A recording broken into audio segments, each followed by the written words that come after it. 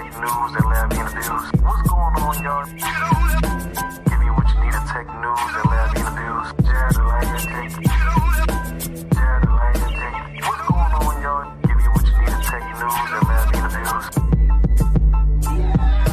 What's going on, y'all? Jared the Lagniappe. What's going on, y'all? It's your boy Jared from Lagniappe Legends Podcast, giving you what you need in news and interviews. Today, I got someone on the show I've been trying to interview for probably going on a year and a half now because the man is always busy.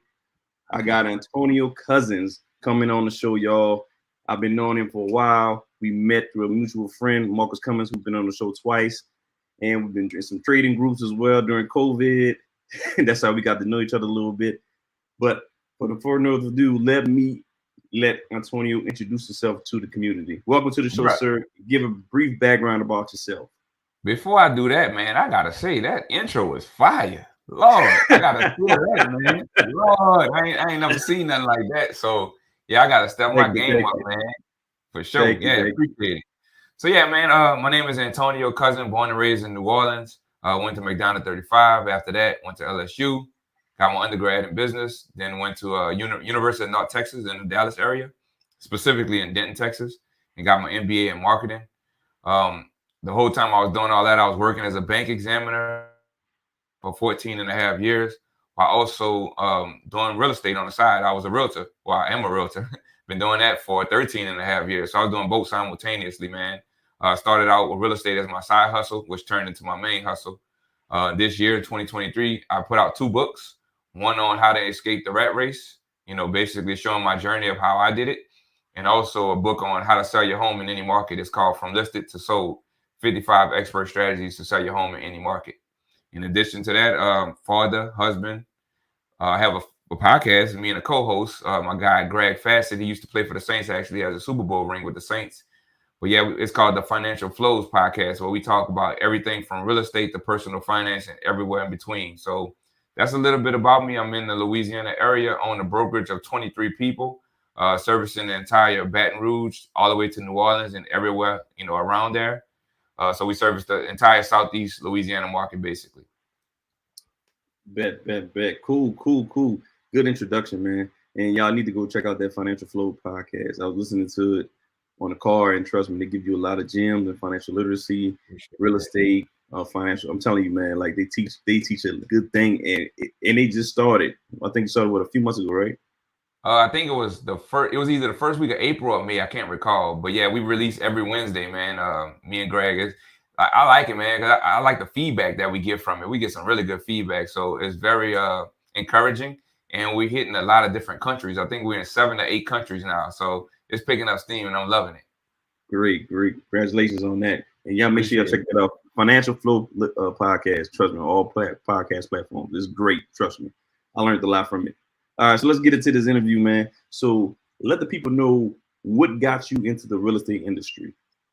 So I've always wanted. I read Rich Dad Poor Dad back in 2007, and that kind of exposed me to it as far as the investor side of it. But in college, I also worked at the apartment complex as a leasing agent.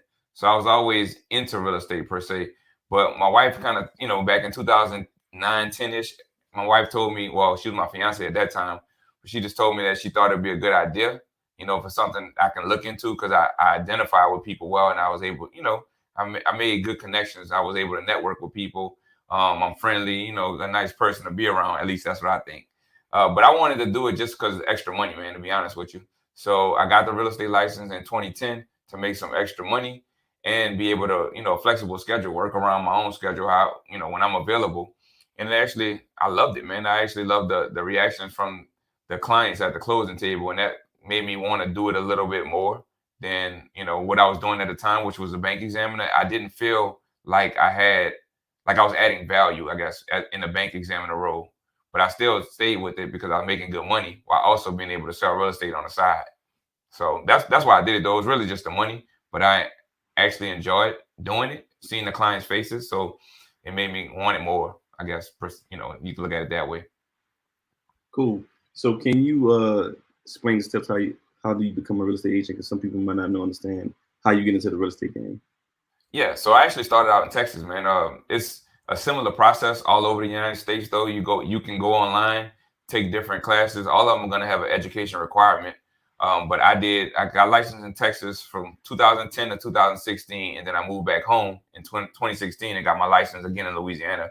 Basically, you're just taking some courses online, studying the test, and then there's a after you pass the courses, you have to take the national and the state exam. After you pass that, you're officially a license. You have your realtor license. The crazy thing about it is, in school, they don't even teach you how to be a realtor. They just teach you compliance. They just teach you how to not get sued, how to follow the laws. You learn from that on-the-job experience and getting with maybe a mentor or somebody, your broker that can help you and train you. So you come out of school fresh with, you don't know what to do because they don't teach you that in school, unfortunately. That's true. That's true. Some like on one of the episodes in your podcast, that's about is college a scam.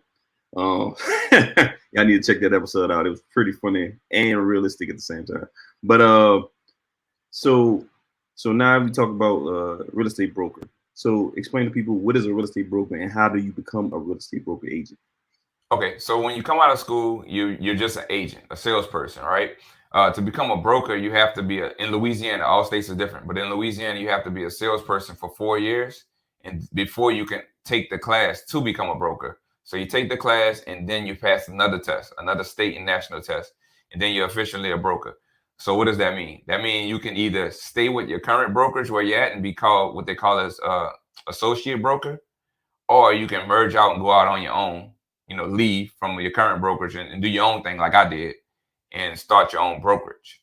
So I will tell you this, just because you're a broker doesn't mean you're necessarily ready to start your own brokerage. Like I had a mentor that and I still have that same mentor that's been there, been doing it since he's 18. I think he's 53 or 54 now. So he's a wealth of experience. So anything, whenever I'm dealing with a situation, I go to him. So he helped me get my company off the ground back in 2020. We started July 14th of 2020. Service First Real Estate. But I know a lot of brokers out there who started a company who are not really ready to start a company. So just because you get the broker's license don't necessarily mean that you should start your own company. I hear that. A lot of people disregard mentorship, especially somebody who's seasoned in industry you want to get into. I highly recommend that you get a mentor. It'll save you a lot of time, money, and mistakes. So if you know someone, if you want to be someone, you want to emulate that person, go out, reach them, ask them if they charge to be a mentorship program, anything like that, and follow their rules and instructions, and they help you out tremendously in any industry you're in. So let's talk about let me go back. So when you're a real estate agent, can you give people some pointers or some things that they should or should not do as a real estate agent? Yes. So let me go back real quick to mentors. So the purpose of the mentorship, or at least in my case, was to shorten my learning curve. Like I didn't know how to own my own brokerage or open up a brokerage, but I shortened my learning curve so much by just going to this guy asking for advice and giving me pointers and documents. Like, here's what I do in my business. Maybe you should consider it, or at least take a look at it so you can tailor it to whatever works for you in your market. And then my mentor, he's not even in Louisiana, he's in Oregon. So different states, different laws, but it still helped shorten my learning curve significantly. But let me tell you this. So you asked the question about do's and don'ts. One thing that I would want to say is that, like, people look at me now and think I'm an overnight success. Bro, I've been licensed since 2010. I didn't really hit my stride until 2020. So that's 10 years of grinding, hustling, until I really started to hit the ground running. But like, people just started seeing it because I just started posting more around 2020. The cool thing about it was, well, not cool, but I had another job. At that other job, they didn't know I did real estate on the side. I had to keep my Facebook, my Instagram, all my profiles private. And I had to block them because I didn't want them knowing, because I work for the government, and at that particular agency, you had to get that stuff approved. So you had to go through a formal approval process. And one time I did try to go through the approval process from the investor side of things, and it took 14 days and it had 1 million questions, and I didn't enjoy that. So I said, when I get my license, I wasn't going to tell them about it. So I quit the job in December of 2021. So 11 years of blocking people and, just they call it a secret agent. That's what I was, a secret agent. So I couldn't really be myself and be out there on social media like that until now. So people see it now and they think like, damn, he just arrived. But man, I've been putting in work for 13 and a half years. You know what I mean? So going back to the do's and don'ts, don't expect to come in and think that you're just going to sell a bunch of real estate right away, because it doesn't work like that. Like I say, when you get your license, it takes some time to learn the process. It takes time, honestly. So you have to be willing to go in there and grind, put in the work and learn. The education piece is so important. A lot of people, they just come in and think they're going to make money. But the crazy thing about it is, like with real estate, you have monthly fees, quarterly fees, annual fees. So if you're not selling any real estate, you're actually going into the hole. You're negative. So just expect to come in there and not sell anything. I didn't sell my first house until 14 months. Like it took me 14 months to sell a house. So just know that going into it, you want to have like some kind of cushion set aside for those times where you don't have any sales, because you are spending money on marketing, on local dues, annual, national dues, things like that. So keep that in mind. A do would be to get a mentor, shadow somebody who's been there before, who's done what you want to do. Find out. I know a lot of people, like myself included, I don't have time to mentor somebody. But what I could do, or what you could do, is find ways to add value to that person. Find ways to add value to that person, and then they'll find a way to mentor you in return. Trust me on that. So that's a do. Find somebody who's doing what you want to do, who's been there before, and find ways to add value to that person. They'll take you under their wing. Cool. That was some great information. I was unaware of the fees that you have to pay monthly. Can you give me an estimate, like how much fees you pay per monthly for your dues? I guess those fees are going to your broker and to the broker company or something like that. So man, this is gonna vary. Honestly, man. Like in my company, for instance, all the agents, they pay a $50 fee a month to the brokerage, and that covers like the website, the CRM, all the training platform we have, the coaching. Like it covers a bunch of things, but every company is gonna have something different, where the fees are going to go to whatever it is that particular brokerage has. But in addition to that, you have marketing. If you're spending money on marketing, you have fees for that. Once you get your license, you become a real estate agent. To become a realtor by name is a trademark. You have to be a member of the National Association of Realtors. So that has fees involved. There's local fees and national fees. So in addition to that, if you want to be a member of the MLS and have access to all the properties, there's fees involved for that. Those are usually quarterly. In addition, if you want to have the key to open up the lock boxes, there's fees for that every single month. So my monthly fees are crazy high because I invest in myself. I don't look at it as a fee. I look at it as an investment. It's not a cost, it's an investment.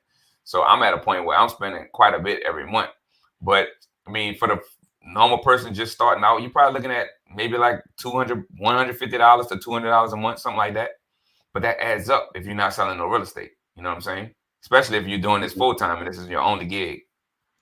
Okay. So do you have to pay monthly, or can you, if you sell a house, can you take out the fees from there, or you just have to pay per month, or it depends on the broker? Yeah, it depends on the brokerage. That's the cool thing about this. So like with each brokerage, everybody's going to be different. Everybody's different. Everybody all has a different business model and they offer different things. So it just depends on the company. But as far as the fees and stuff, like the annual local and national fees, they're annually. You can't get around that. That's the fees are what it is. Then you have to join a local board, like an MLS board. That's money involved. Like it's a bunch of fees, man. But I'll tell you this. So right now in our current market, we have higher interest rates than they have been in the past 3 years. So what's happening is the market is slowing down. People are still buying and selling, because I'm still doing it. I'm just doing it at a slower rate than I normally would be. But what it's doing is it's forcing a lot of agents who don't do any business to get out of the market and go find other jobs, or to go back to their full-time job, wherever they were, if they were doing this on the side. So that is forcing a lot of agents out of the market, which is good. That, the people that are remaining are the people that are serious. You know what I mean? So yes, it's a good thing. Definitely. So you explain the do's and don'ts from an agent side. Can you explain the do's and don'ts from a broker, being a broker? Yeah. So if you want to go out and start your own company, please talk to someone who's done it before instead of just going out there and figuring it out. Like I said earlier, you can shorten your learning curve significantly by doing it that way.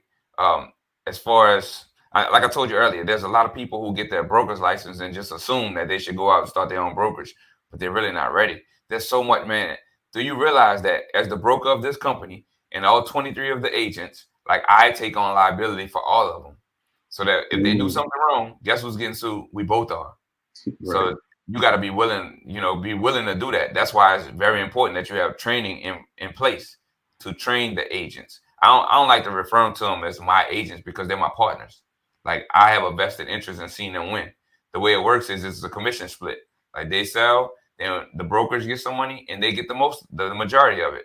But I have a vested interest in making sure that everybody wins. So I'm going to train them and make sure that they know, as much as I know, because I don't want them to get sued because then I'm getting sued.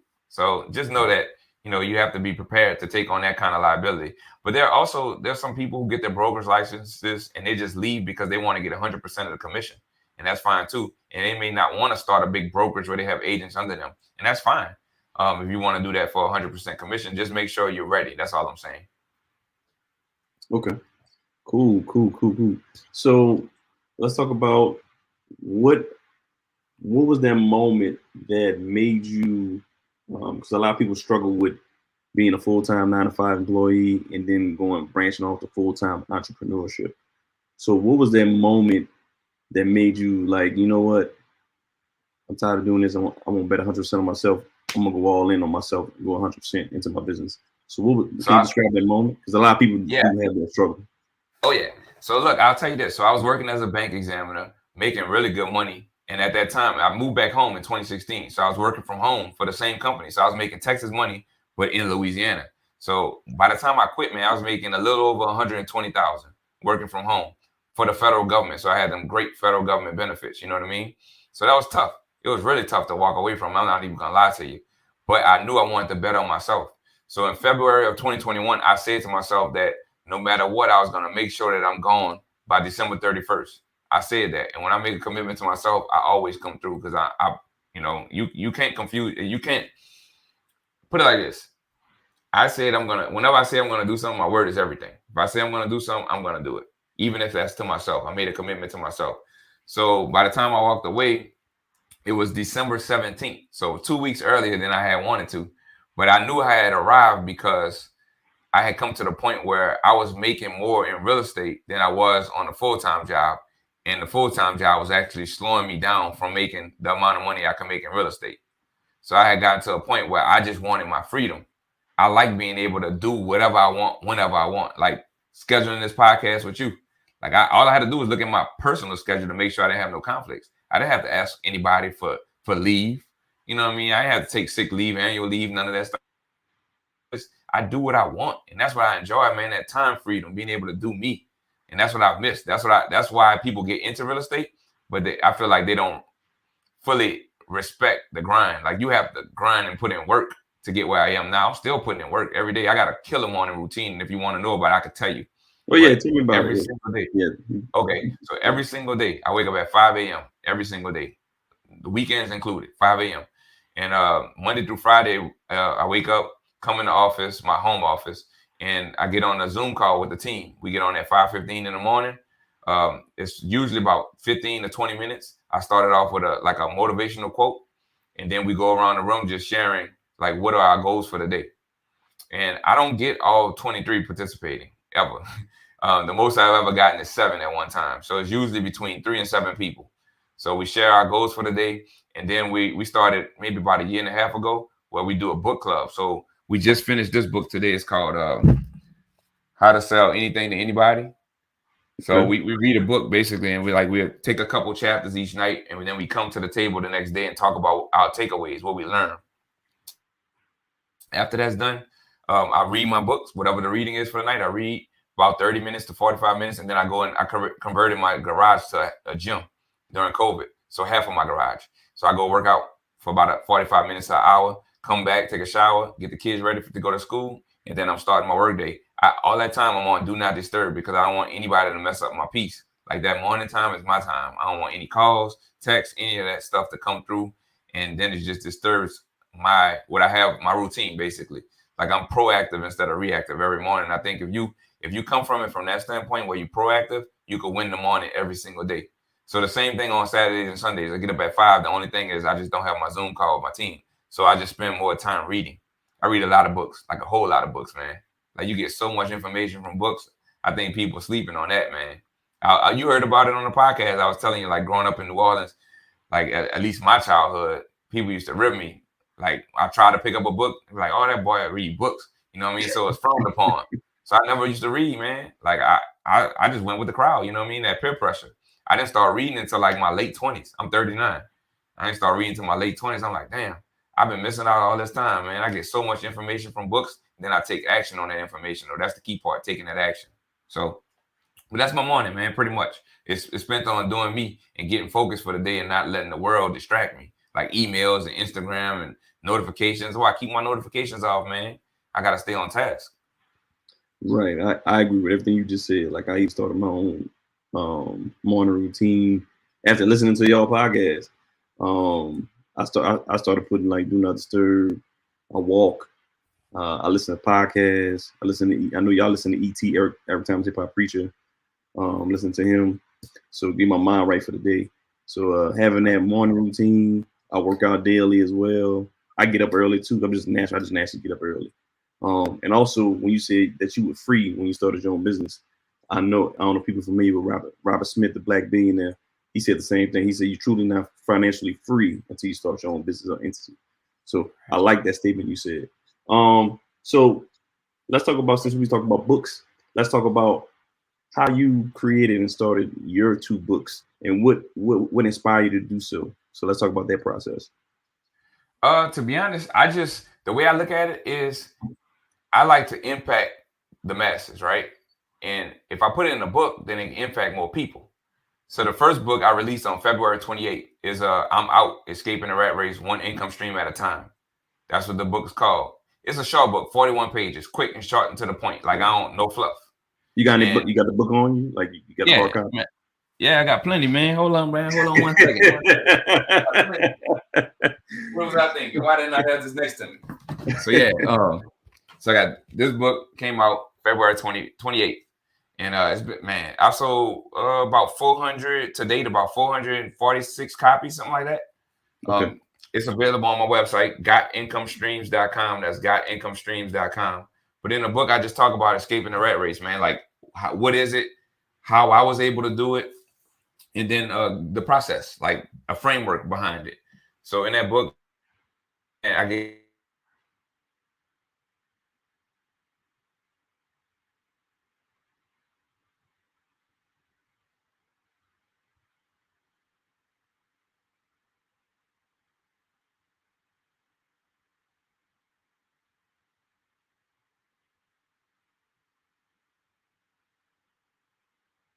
Nope. You still there?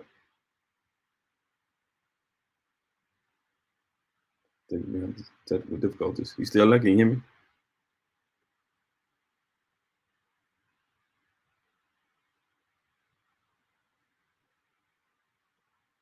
Three pages, and I put it together. It's just basically it's for homeowners, man. Anybody who are thinking about selling their home, if with or without a realtor, you know, it just gives them tips and strategy on how to sell your house. So with or without a realtor, that's for homeowners, or realtors can buy it. So I want to work on one more though, man. I'm working. It'll probably be out next year. It's basically like if I could do it all over again from a team. Like if I could do it all over again to escape the rat race and hit financial freedom, what I would have done at an earlier age. So, all right, cool. I like that. What was the process like? What was the process? Did you hire an agency to help you create the book? You did it all on your own? Yeah, I just sat down, got a Word document, put together an outline, and then I just start typing for a while. Like I wake up early, so I just get in the morning and stay up a little later and just type. And then once I got it to where I thought it was good, I hired somebody on Fiverr to make it look good. It started out as an ebook. It started out as an ebook, and then I hired somebody to make it the Kindle formatting to get it on Amazon. I wouldn't recommend you buy from Amazon though. You can just buy directly from me, but it is on Amazon. But yeah, I just got somebody to put it on there for me. But that's it. I got you. That's what's up. You making it sound real easy. People, all right. So I'm glad you brought that up. It really just depends on you and your mindset, honestly. With anything. Like, yeah, it's easy. I say it's easy, but it's really just how you feel up here, honestly. You could say it's hard, then it's gonna be hard. But you could say it's easy, and it's gonna be easy. So it really just it's on you. But yeah, I do this, man. I feel good, bro. I'm getting so much accomplished, bro. And like I write my goals out. I forgot about that. That's my morning routine. So I read my goals every morning and every night. Right here, I printed them out. I have one next to me. Oh, you can't see it because of the background. But yeah, I have one next to me on the my nightstand, one next to me on my desk, and one next to me in my content studio. And I always see it, man. It's always in front of me, and I attract it because it's always top of mind. I agree with that statement. When I forgot who I listened to. And he said start writing your goals down, and every goal I wrote, it might not come as soon as you want, but eventually it's going to come. As long as you keep working on it, as long as you keep working out that list, exiting out competition, everything, man. Trust me. Write down your list and your goals because it works. Everything I wrote down so far, most of everything I wrote down on my goal list, I've accomplished. Jim Rohn was the one I got it from. Okay, that dude is a beast. He been gone. He been dead for years, man. Still an unofficial mentor for me because all this stuff on YouTube, and I can just listen to it whenever I want. That dude is a beast. What's his name? Jim Rohn, ROHN. Jim Rohn. Okay, I'm gonna have to check him out. Okay, he a beast. Okay. All right. So you had the same topic on your podcast. Should you go to college or should you just do something else? Trying to avoid college and college fees. So, what do you recommend with somebody who wants to get into the real estate industry? Should they go to school, maybe get a business degree or finance degree just to help them with their real estate business, or should they just go ahead and get a mentor, get certified, get in the game, learn, and start earning? So that's gonna depend on the person, because like we talked about on the podcast, college is expensive, man. Yes, like I don't necessarily know if it's worth it unless you're doing like a STEM major, something like that. A hack would be going to junior college for 2 years, saving that money, getting your associate's degree, and then going to a 4-year. But I mean, everybody not able to get scholarship. I had a full ride. That's why I did it. Full ride. I ain't pay for nothing. I was there 5 years. I ain't pay for nothing. None of those 5 years, all scholarships, man. But like a lot of people racking up crazy debt now, man, and then they getting a job that they'll never be able to pay that back, not immediately or not over the next the short-term period, you know what I mean? Is a long-term thing, and they just get all these student loans that set them back. Is the trap that we live in. I talk about it in the rat race. Like it's a cycle, bro. So as far as getting a real estate license, you can get a real estate license and start right at 18. Like you can start right away at 18. You don't necessarily need college for that. You just need to find a good broker that's going to mentor you and show you the way and train you appropriately. But I think college, the benefit of it is the networking aspect, man. You can network with so many people. I still talk to all my relationships that I built at LSU. You know what I mean? And I'm an alpha. I pledged at LSU, so we got a good network there as well that I rely on. But that will be the benefit of college, is just meeting those people, that building those relationships that you can rely on for years later. But is it worth it? I don't know. It depends on the major. It depends on the person, if they have the financial means. I got you. I agree with that statement. Like if it's nothing, if it's not in STEM or you're not, architecture or lawyer or something like that, or doctor, I wouldn't recommend spending all six figures for a degree. We might not even make that. Everything you want to know is on YouTube, bro. Like you can buy books, you can pay for courses, you can go on YouTube, man. You can learn anything out there if you're not a STEM major. But you can learn some of that stuff on there too. But you need the degree to actually get the job or whatever. Right. But man, they got so much out there, that you can learn online. So many free resources. So I'm glad you said that. So my concern is, since COVID, a lot of people has gotten into the content course creation aspect, right? So I know you're reputable. I know through you network with people and stuff like that. So how do you determine when someone is giving you real or fake real estate information? Because they got people that be selling a real estate class and they say, "Oh, you follow me, I mentor you, I guarantee you we can make this money, we can flip." Just like, well, I ain't gonna say no names, but they got relatives, people that look like us, promising you get into this fund, you can get money back, and they rob people blind. So how do you recommend to find somebody that's reputable or fake? So look, I'll tell you this: that fund you're talking about, I'm an investor in that fund. So I already know. Yeah, hey, bro, I Mm. did it for the culture. Mhm. Never again. But how you find out if they're real or fake? Everything is on Google nowadays, man. You can search anybody. So do your due diligence. See who may know them and who may have done business with them before. Um, like I said, I invested in it. I only did $1,000, so I'm not tripping. But Okay.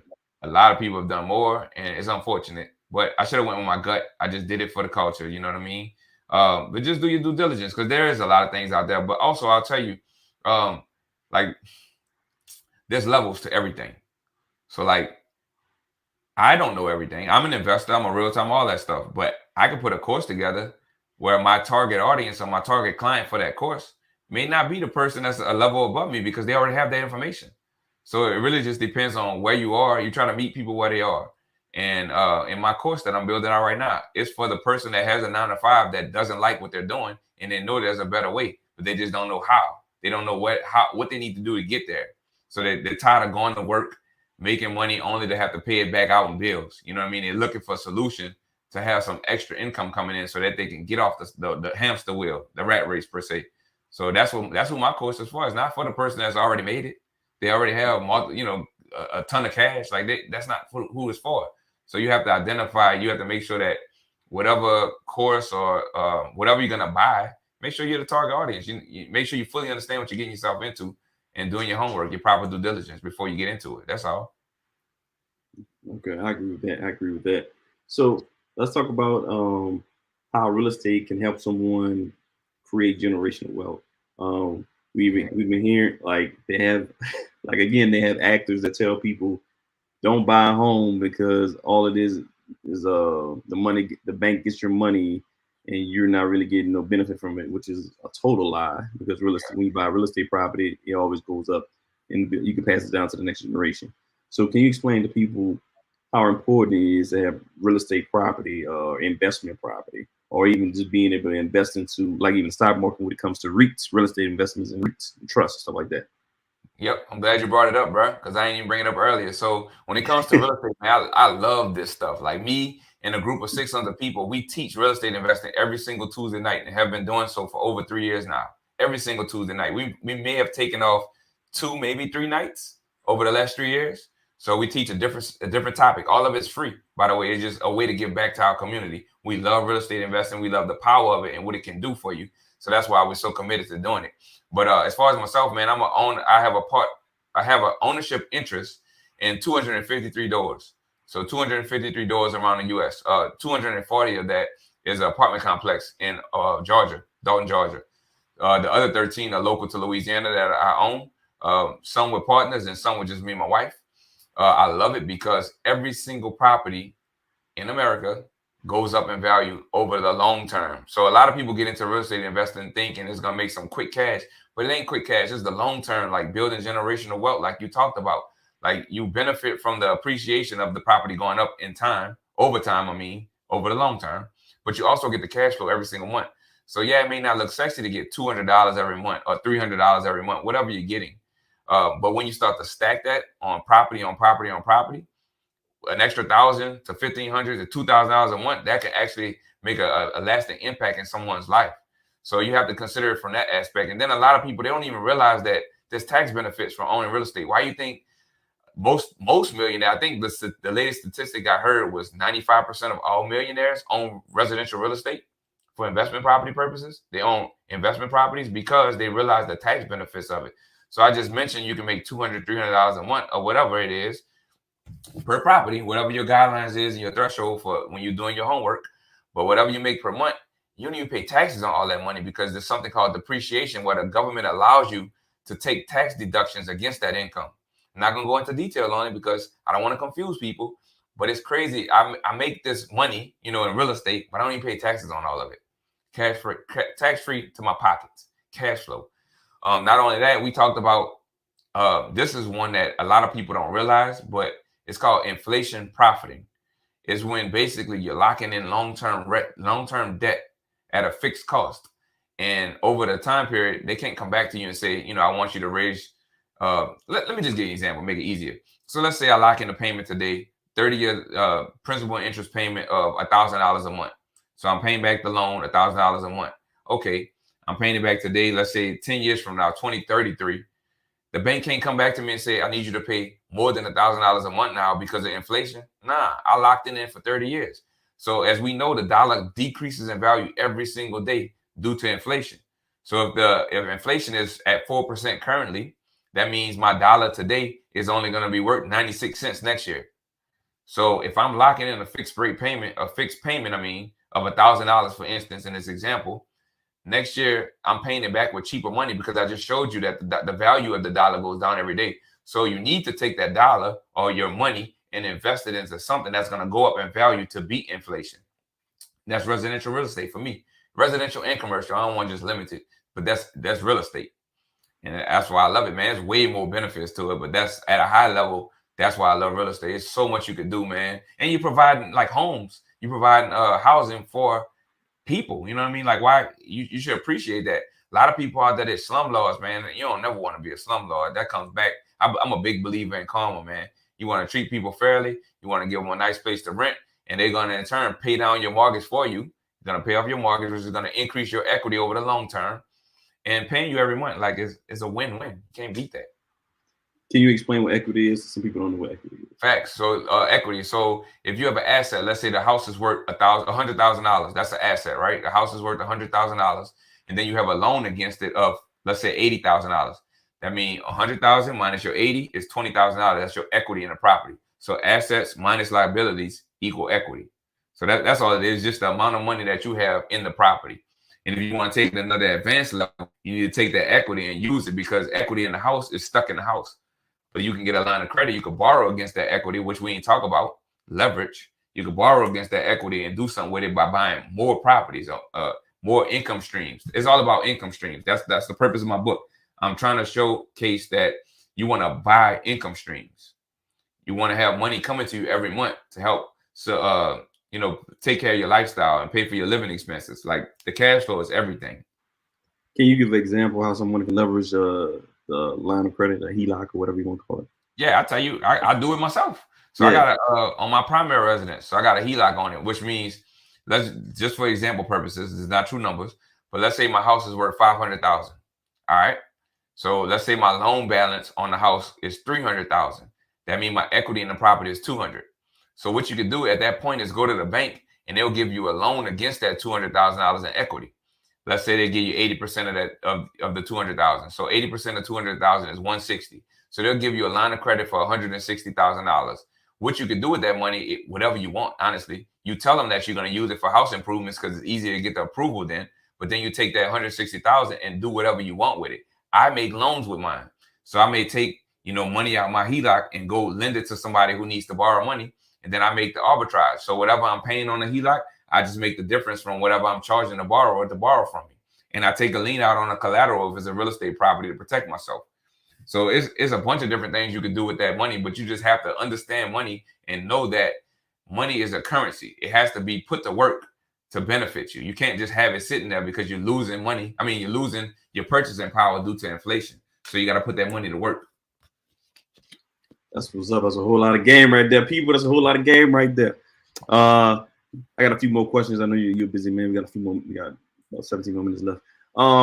Question. So, people go on Instagram, social media, wherever it may be. Always hear bird method. Can you elaborate on that? And do you recommend someone maybe who's not seasoned in real estate to get into the bird method strategy?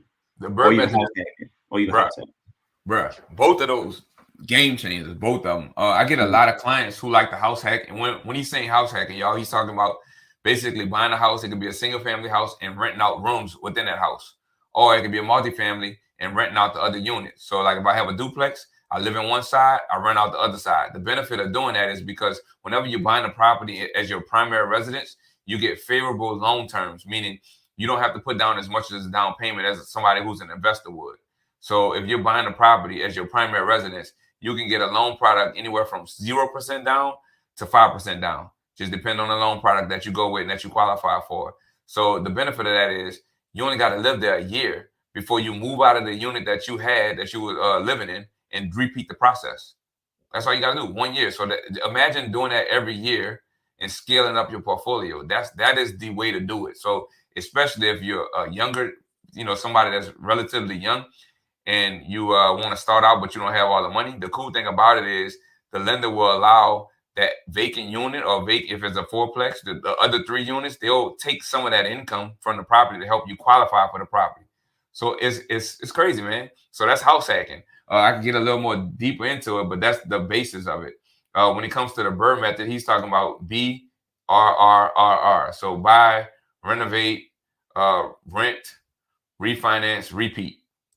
So you buy the property. It has to be something that needs value, like a value add. So something that's a beat up property that needs work. All right. So you buy the property, you fix it up. So you fix it up, bring it to, like new condition. Then you put a tenant in there, rent it out. Then you go to the bank and say, look, I need a loan on this property. They'll give you a loan to pay, reimburse you for whatever you already spent to acquire the property and fix it up. And then you just repeat the process. You take the money that they just gave you, start the process over. That's one of my favorites, because all you're doing is recycling the same money. So like, I wish I could give you an easy example with numbers, but I don't want to confuse people. So let's just say I'm taking my cash, and this is what I've done. Took my cash, went out and bought a property, took my cash, went out and fixed the property up, put a tenant in there. Then I went to the bank and told them I needed a loan against the property, because right now it's all 100%. Like I put the money in there to fix it, and I put the money in to acquire the property. So now the bank is going to give me they're going to appraise the property, which is going to go up in value because I fixed it up. So forced depreciation, it was what they call that. Now they'll give me a loan, so I get all my money back that I put in initially, the cash that I used to fix it.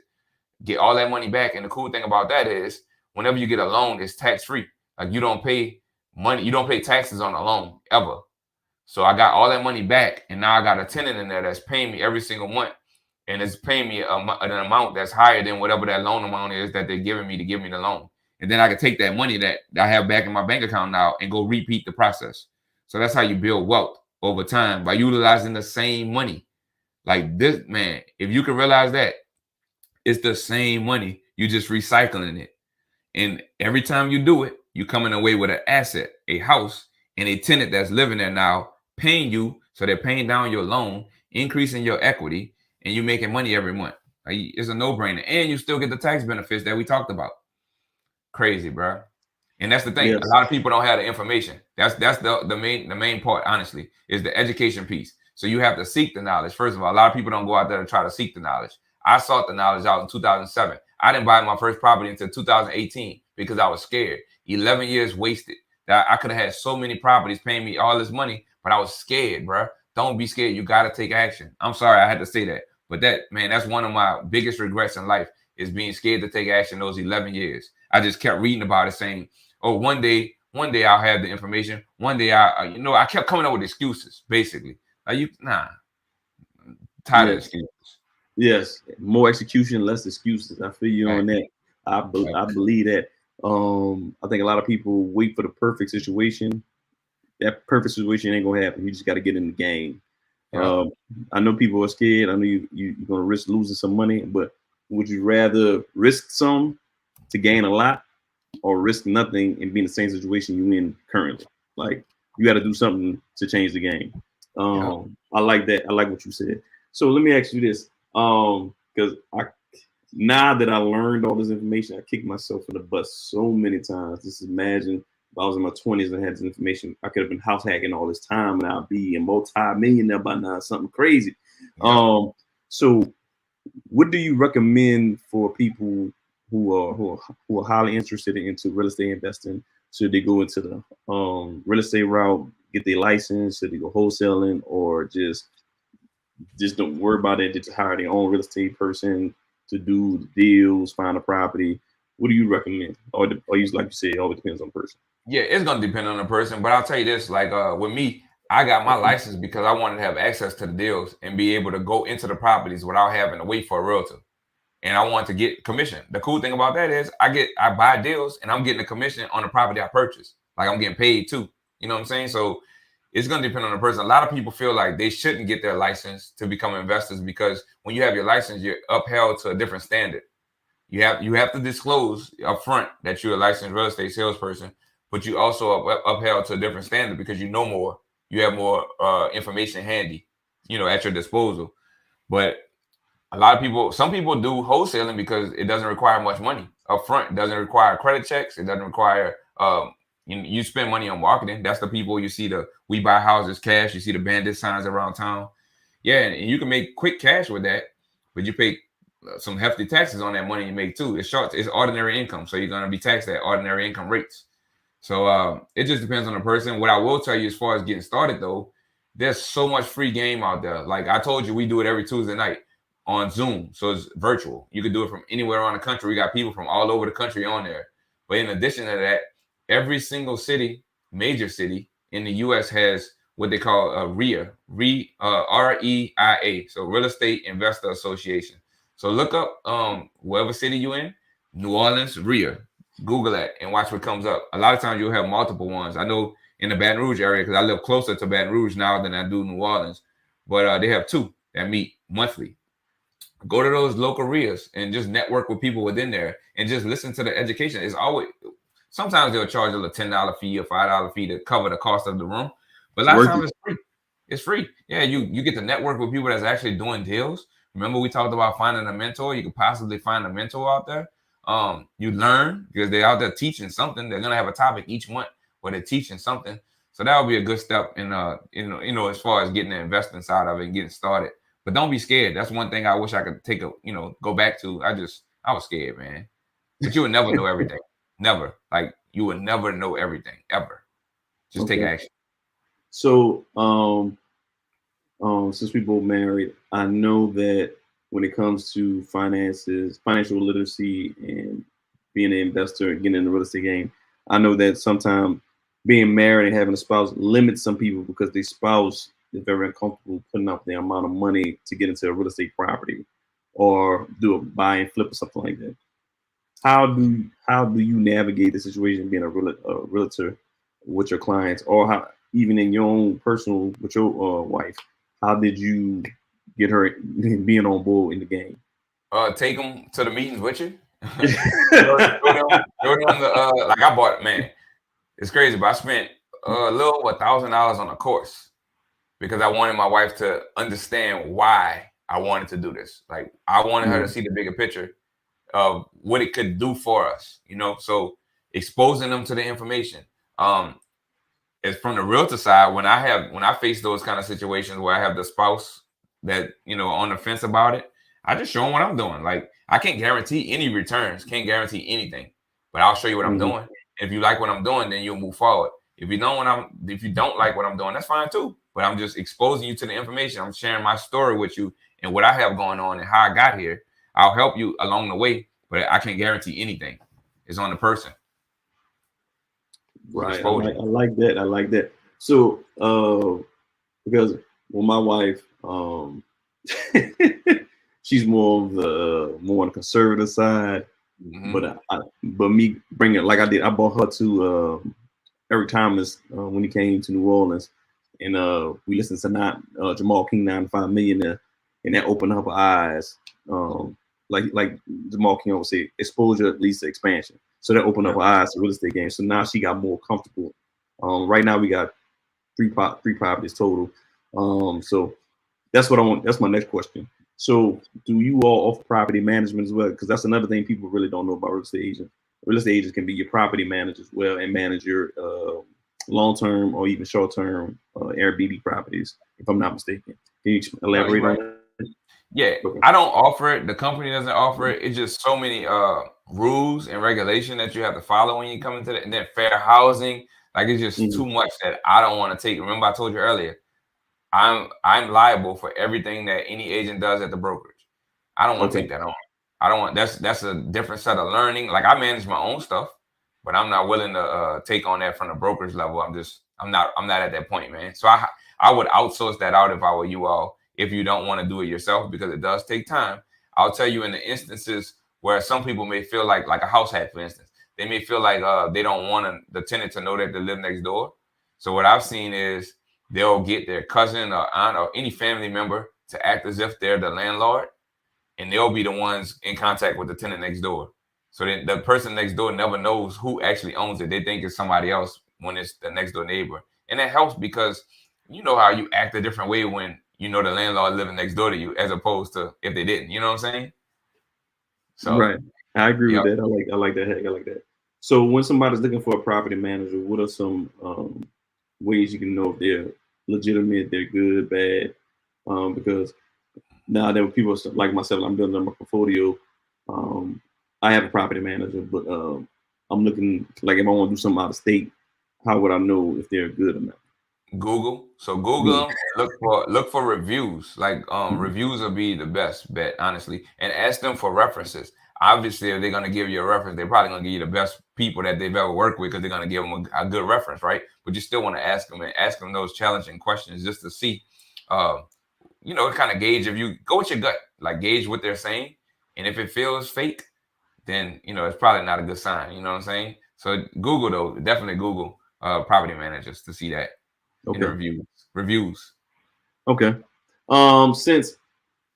Since COVID hit our world and stuff like that, has COVID impacted your business in any way, shape, or form, or nah, it doesn't even bother you anymore? It did at the very beginning. I'll tell you, they had a house. So COVID, it came March of 2020. So they had a Yeah. house that I sold in April of 2020 or April or May of 2020. And I'll tell you, that was right at the very beginning of everything, and everybody was scared to do anything. So I actually sold this house. I was on the buyer side, and I never actually stepped foot in the house. Crazy, huh?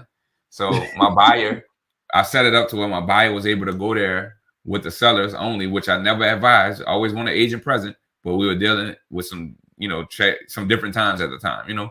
So my buyer went there without me. I set it up. The buyer went for the inspection. I wasn't there. And then I sold it. Never seen the property. I saw it on pictures, but never, visited.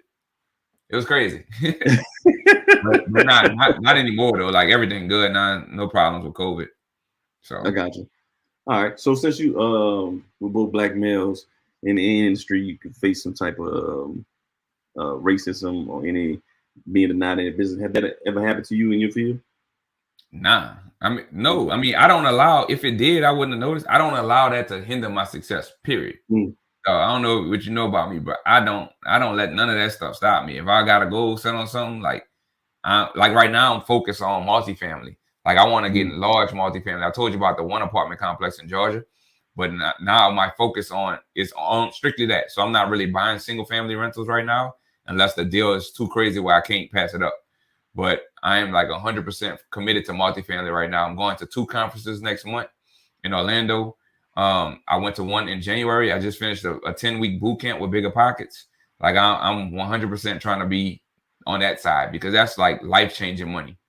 I'm scaling up. Is remember earlier I said it's levels? Like I've had my fun at the single family and small multifamily, but now it's time to level up and go for the big deal. So that's what I'm working on, man. That's what's up. I like that. Yeah. I like that. I want to mention something though, because you mentioned earlier that we both black males. I'm in the organization, man, called the 100 Black Men of Baton Rouge. And bro, like I told you earlier, impact. Like I'm all about impact. And we do so many amazing things in the community, bro. Like I'm focused, like we have probably like 200 members. So like you get in wherever you fit in. And my focus is straight personal finance. So I am one of the instructors for this program we have called Dollars and Cents. It's an 8-week program where we teach everything from real estate, stocks, credit, insurance, taxes, the wealth gap and why it exists. Like it's an 8-week program on Sundays, that 2-hour program we teach high school students, and they don't have to be males. It's co-eds. So we've been doing that I've been a part of that for about 3 years now, 3 going on 4 years. And I teach that. And then we just finished up in July, this program we have called the Young Investors Academy. It's a 4-week program where we teach 2 weeks is on stocks. So it's a way deeper dive into stocks, and 2 weeks on real estate. I teach the real estate portion. So the value of ownership, why you should have it, as well as investing and why you should do it and how you should do it. So I teach that at the high school level. I'm not expecting them to go out there and buy properties right away, but I just want to expose them to the information, because I felt like if I had been exposed to this in my high school years, my trajectory would be totally different. So that's one thing I'm big on, man. I love doing that. I love the impact, especially when I get the emails from the kids on asking me more information, like how can I do this and how can I do that? man, like I gave them all a copy of my book for free because I want to expose them. You know what I mean? I didn't have that growing up. I'm sure you didn't either, but No. we do now. We can make an impact though by doing it, by exposing them early. Right, I agree with you. That's why I do that too. I do mentorship, Silverback Society. We go speak to 8th grade boys, and I introduce. I do technology, but also introduce financial literacy as well. I talk about real estate, stock, tech jobs, and stuff like that. How much money you can make. That's fine. Because it's very important. Like if, like I said, like you said, man, if we had this when we was younger, I mean, we would be up there already. But dude, since you teach, do you teach your kids anything? Because I teach my kids about stock and real estate and stuff like that. So I try to, man. I got young kids 2 and 5, so they're not Okay. really at their age yet. But I do, like the 5-year-old, I take them with me to the properties and stuff like that, just to expose them to it. Like I got some of them named after them, like the entity that owns the property is named after them. So I just, try to make them. I'm trying to expose them as much as possible. Once they get to that age, then I'll be teaching them for sure. Like, bruh, they're gonna be straight. Like, we used to think that trust fund babies and all that was a white people thing. Not my family. Not my family. Shit, no. Excuse my language. Nah. Thank you for bringing that up. Because in our community, we're like, that's really unfamiliar. People having wills, trust, and stuff like that. Can you explain to people what is a trust and how do you structure your trust entities and stuff like that? Okay, so before I talk about this, I'm no attorney. This is my disclaimer. This is for educational, informational purposes only. Do what you want with the information. Go verify with an attorney. But a will and a trust. Let's talk about this. So when you have a will, all it's saying is that you're writing down what you want your wishes to be, your last wishes when you die. So where you want your assets to go, things like that. When you die without a will, you're leaving it up to the government to dictate where you want your assets to go.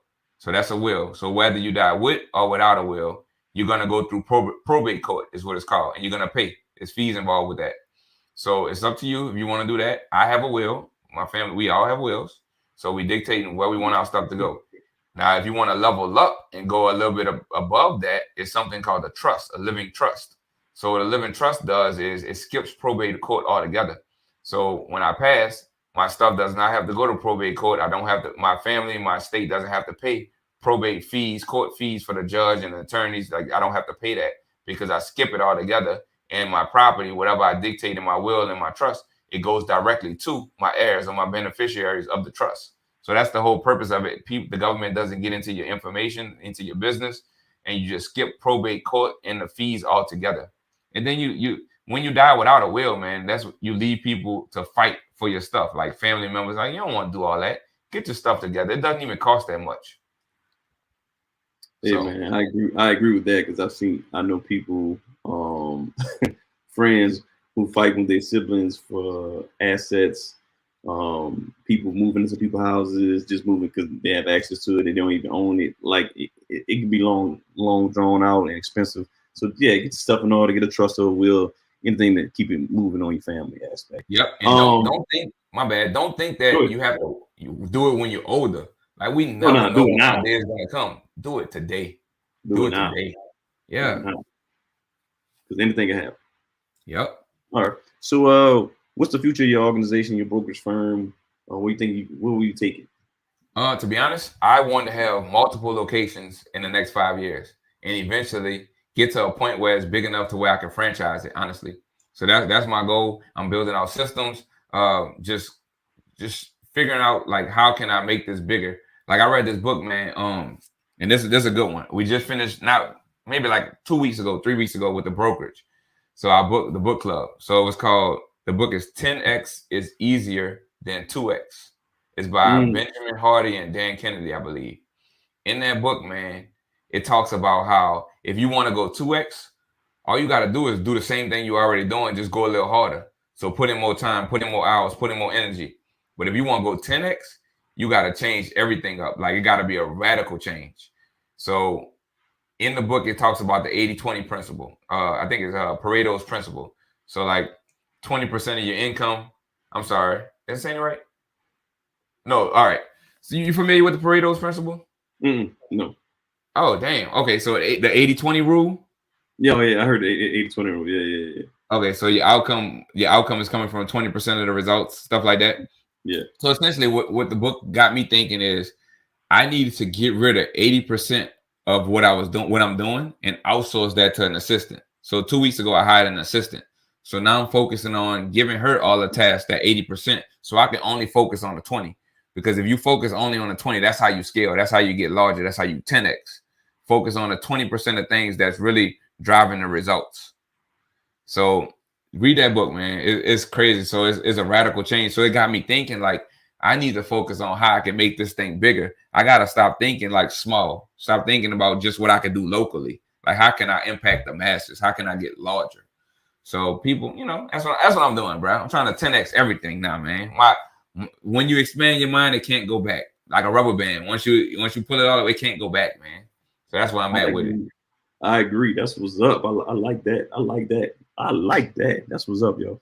All right, man. That's all the questions I have for you. Where can the people follow you? I'll post your website for your business up right here.